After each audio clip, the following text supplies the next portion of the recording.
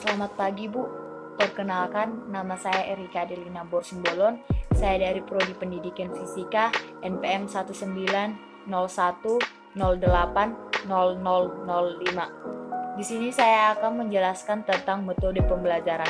Metode pembelajaran adalah cara-cara atau teknik penyajian bahan pelajaran yang akan digunakan oleh guru pada saat mengajikan bahan pelajaran, baik secara individual atau secara kelompok. Agar tercapainya tujuan pembelajaran yang telah dirumuskan, seorang guru harus mengetahui bagaimana metode dengan memiliki pengetahuan mengenai sifat berbagai metode. Maka seorang guru akan lebih mudah menetapkan metode yang paling sesuai dengan situasi dan kondisi. Penggunaan metode mengajar sangat bergantung pada tujuan pembelajaran. Syarat-syarat yang harus diperhatikan oleh seorang guru dan penggunaan metode pembelajaran adalah sebagai berikut. 1. Metode yang dipergunakan harus dapat membangkitkan motif, minat, atau gairah belajar siswa. Kedua, metode yang digunakan dapat merangsang keinginan siswa untuk belajar lebih lanjut. Yang ketiga, metode yang digunakan harus dapat memberikan kesempatan bagi siswa untuk mewujudkan hasil karya. Keempat, metode yang digunakan harus dapat menjamin perkembangan kegiatan kepribadian siswa.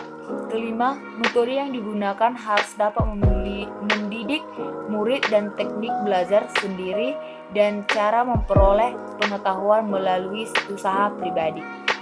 Adapun kedudukan metode dalam belajar mengajar, yaitu kegiatan belajar mengajar yang mengalirkan interaksi unsur-unsur manusiawi adalah sebagai suatu proses dalam rangka mencapai tujuan pengajaran.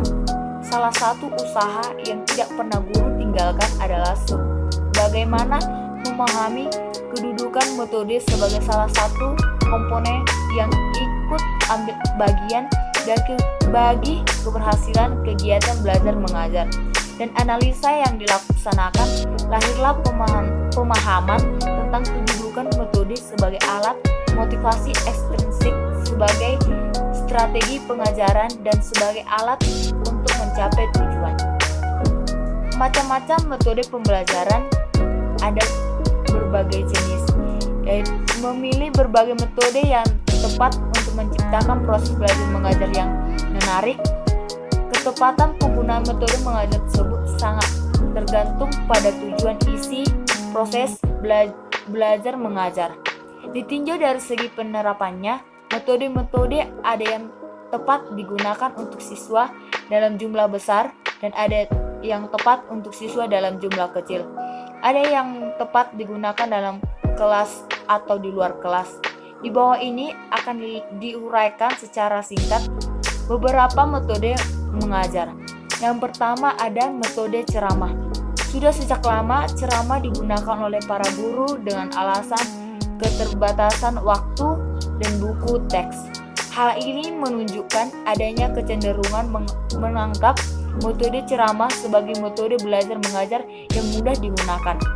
Kecenderungan ini bertentangan dengan kenyataan bahwa tidak setiap guru dapat menggunakan metode ceramah dengan benar. Metode ceramah bergantung pada kualitas personalisasi guru, yakni suara, gaya bahasa, sikap, prosedur, kelancaran, kemudahan bahasa, dan keteraturan guru dalam memberi penjelasan. Yang tidak dapat dimiliki seorang secara mudah adalah setiap guru. Metode ceramah adalah suatu cara mengajar atau penyajian materi melalui penuturan dan penerapan tulisan oleh guru pada siswa, agar siswa efektif dalam proses belajar mengajar dan menggunakan metode ceramah. Maka yang kedua adalah metode diskusi. Metode diskusi dilakukan oleh siswa dengan cara berkelompok. Diskusi merupakan istilah yang sudah biasa digunakan dalam kehidupan sehari-hari.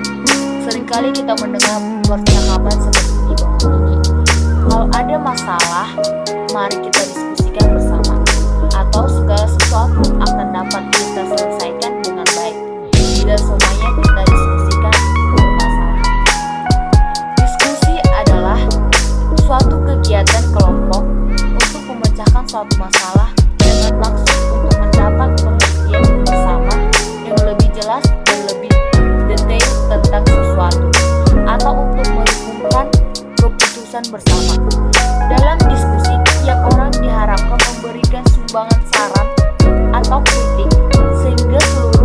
kelompok kembali dengan pemahaman yang sama dalam suatu keputusan atau kesimpulan. Yang ketiga adalah metode kelompok. Metode kelompok adalah kerja kelompok, merupakan salah satu metode belajar mengajar yang memiliki kadar CBSA yang tinggi. Metode kerja kelompok menentukan persiapan yang jauh berbeda bila dibanding dengan formal belajar mengajar eksposisi. Ketiga, metode kelompok. Istilah kelompok dapat diartikan sebagai bekerjanya sejumlah siswa baik sebagai anggota kelas secara keseluruhan atau sudah terbagi menjadi kelompok-kelompok yang lebih kecil untuk mencapai suatu tujuan tertentu secara bersama-sama. Selain itu, kerja kelompok juga ditandai oleh adanya tugas bersama, pembagian tugas dalam kelompok, dan adanya kerjasama antara anggota kelompok dalam penyelesaian tujuan kelompok. Yang keempat, ada metode campuran. Metode campuran atau electric modelist dapat diartikan campuran, kombinasi, atau gado-gado dalam bahasa Indonesia. Metode pilihan. Metode elektrik yaitu cara menyajikan bahan pelajaran di depan kelas dengan melalui macam-macam kombinasi beberapa metode. Misalnya metode ceramah dengan metode diskusi, bahkan dengan metode demonstrasi, sekaligus dipakai atau diterapkan dalam suatu kondisi pengajaran. Oleh karena itu, metode ini campuran dari unsur-unsur yang terdapat dalam metode-metode. Dan kesimpulannya, berdasarkan paparan di atas dapat disimpulkan sebagai berikut. Metode pembelajaran adalah cara-cara atau teknik pengajian bahan pelajaran yang akan digunakan oleh guru pada saat menyajikan bahan pelajaran baik secara individual atau secara kelompok. Metode ceramah adalah suatu cara mengajar atau menyajikan metode melalui pengukuran dan penerapan lisan oleh guru kepada siswa. Metode diskusi merupakan suatu kegiatan di mana sejumlah orang membicarakan secara bersama-sama melalui tukar pendapat tentang suatu topik atau masalah, atau untuk mencari jawaban dari suatu masalah berdasarkan semua faktor